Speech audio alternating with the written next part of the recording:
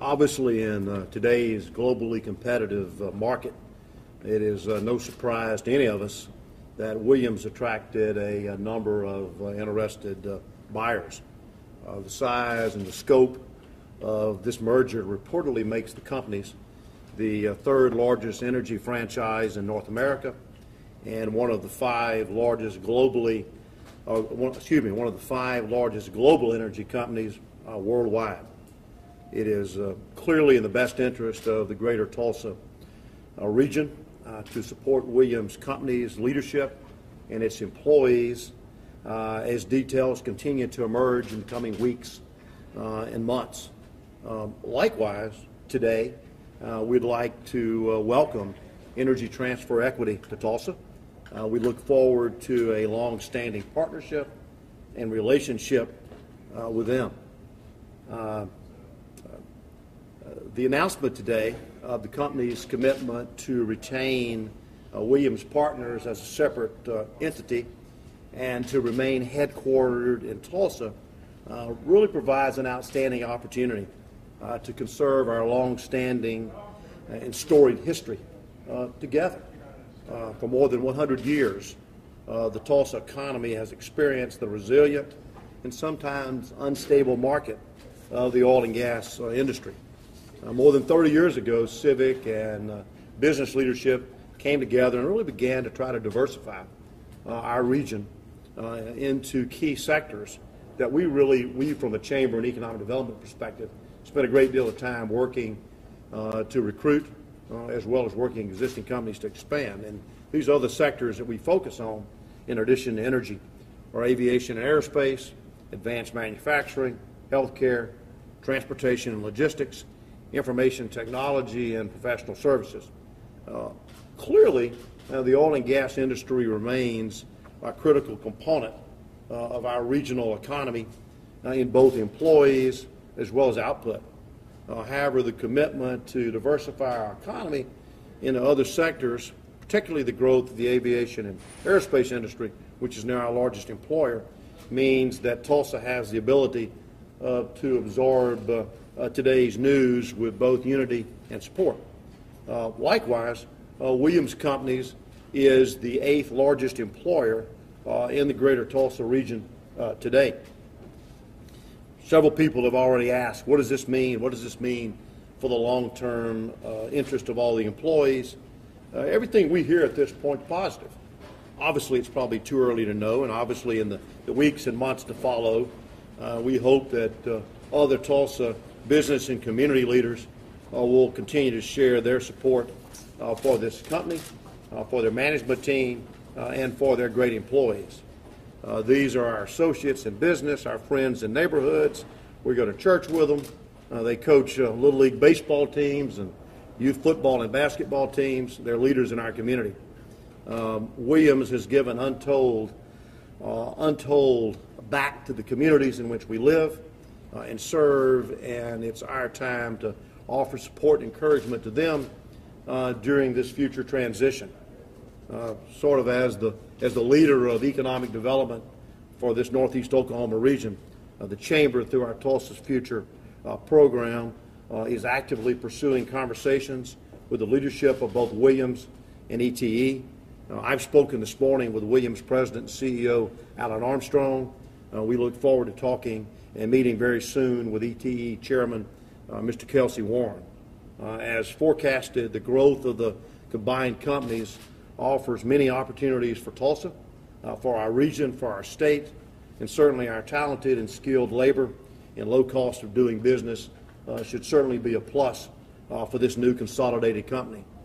Northeast Oklahoma employers support more than 24,000 highly skilled energy-related workers, and they are supported by 9 higher education and technical institutions with customized training to meet the needs of these employers.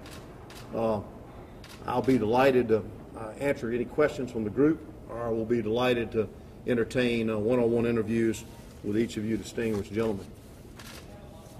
What are your expectations? It's a good question. Obviously, this is something that we have been knowing could happen for some time. It's something quite candidly that we weren't necessarily hoping would happen. I think we certainly would have preferred for Williams to remain a totally independent company. But this day and age in corporate America, this happens across the globe every single day. It appears that the leadership of Williams, as well as the leadership of ETE, have negotiated what would appear to be a very solid deal, and one that really makes a great deal of economic sense, and one that provides great opportunity for growth as well as shareholder growth for both companies. Consequently, if that's the case, that should ultimately be good for Tulsa, and ultimately good for our region and these employees. It seems from your choice of words you're anticipating some sort of negative impact from this in the future. Well, I'm one that likes to have everything headquartered here, and likes to be able to, you like to have full control, full local control of companies, and if you have your choice, you always like that. But in this day and age, that just doesn't happen every day. And mergers and acquisitions occur in the corporate world every single day, and this is just one of those. But I think long term, I think this will ultimately, hopefully, be a positive for both of these companies, as well as the Northeast Oklahoma region and our state. Yes, sir. You said you will speak with ETE execs later this week. What will be the nature of that discussion? Well, we need to get to know one another. We need to get to meet one another. We need to get to know one another. We need to get to know more about each other. And really, I think from a chamber perspective and the Tulsa's future perspective, we just want to offer our hand in partnership, offer our hand in support for their company, their investors, their shareholders, and certainly offer our hand to assist in any type of facilitation that can happen as the companies ultimately merge. It in all likelihood will be months before a merger is totally finalized, and before a merger would probably occur. Who knows? That may be that may go into the middle of 2016. Who knows? But we just want to stand ready to assist them. Hopefully this can be a win-win for all, and we just want to offer our hand in partnership. Mike, let's say I work for Williams, and I said, Mike, what does this news mean for me today as an employee of Williams? What would your response be? Well, I'm not sure. Having not sat in the negotiations over the past several months, I've not been privy to any of those specifics, so I can't tell. I can't tell precisely. I don't think anybody can tell precisely. Hopefully, I got to assume that one of the reasons that ETE acquired Williams was because of its assets, because of its assets out in the market, as well as its people. And obviously the people are what have made Williams what they are for decades. And